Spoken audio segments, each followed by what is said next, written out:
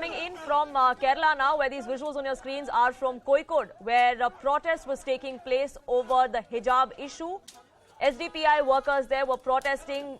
These visuals, dramatic ones at that, coming in from Kozhikode, where they clashed with the police during a protest where they demanded the right of women to wear hijab in an education institution.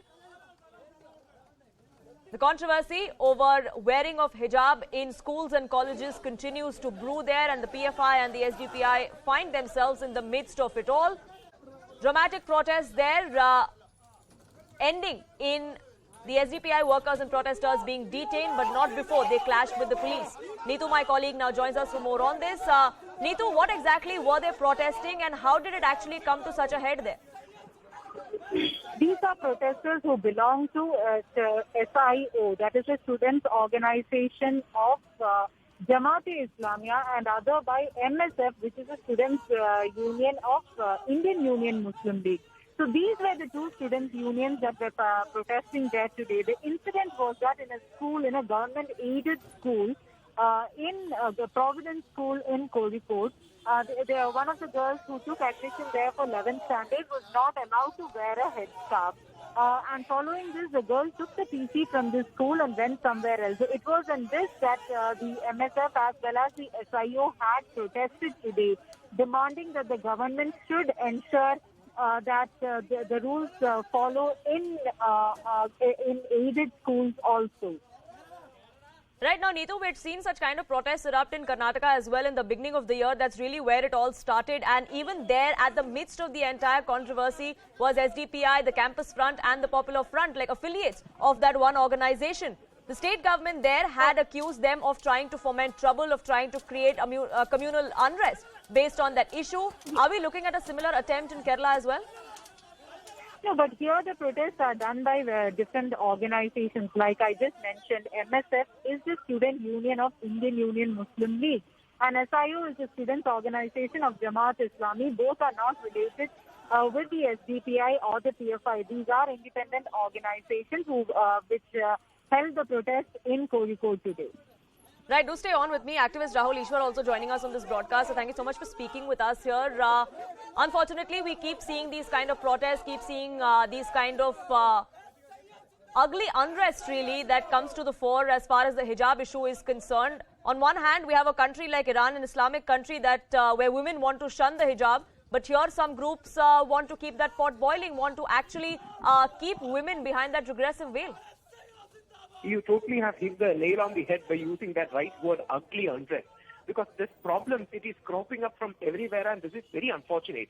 And I would request our Muslim brothers and sisters to remember, every address is accepted in our nation. But the core question here is the individual right more important than the organization right or the school's right to decide a dress code? And the answer is no. Anybody has the right to wear any dress of their choice to any place, but on a particular place where there is an institution and that institution has a dress code, more than our individual rights, it's the institutional rights that gain precedence. Let me quote the example of the great Fatima Bibi, who was the Supreme Court judge. She was the first female judge in Honorable Supreme Court of India. Whenever she used to come to court, she always used to wear the court dress code. And whenever she used to go for her personal functions and private functions, she used to have the Holy Islamic particular dress code she believed. She was a strong believer, but she also believed in the Indian Constitution, and she wore that particular dress code which is defined by the particular institution. So here the question is, that it is many people are trying to communalize the incident, and I would request there are some responsible organizations who are engaging in this. I hope they will go back from their protest and they will have a serious ground of conciliation here happening. Otherwise, it is going to be spiraling out into a communal unrest, which is not good for our nation. More importantly, the institutional rights is higher than individual rights is an accepted premise not only in India but world over. Absolutely, Rahul Ishwar, we saw at the beginning of the year similar scenes in Karnataka as well. That case is currently ongoing in the Supreme Court too.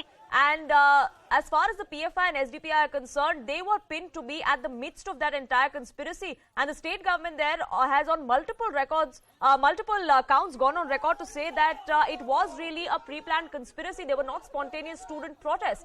Are we seeing that kind of pattern now spill over to other states as well?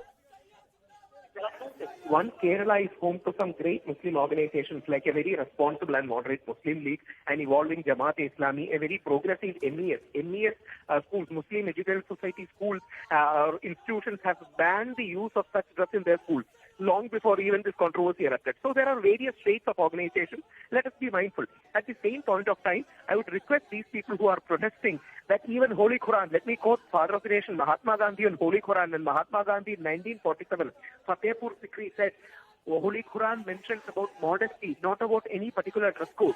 So even in Holy Quran, the great idea of modesty, which every faith emphasizes, is being given importance and not any particular dress code. It is, it is a cultural diktat that really determines the dress.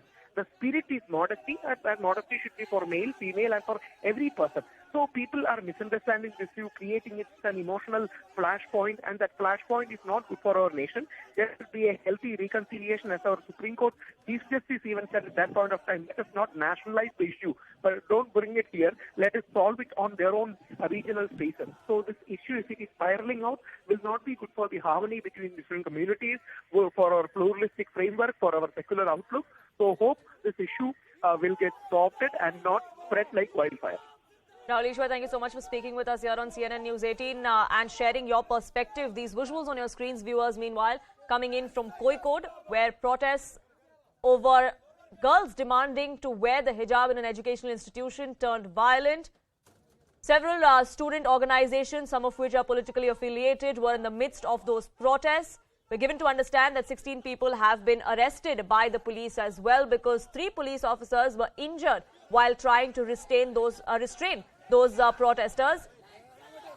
The hijab issue seems to be spreading like wildfire in different states now, and that will remain one of our top focus stories.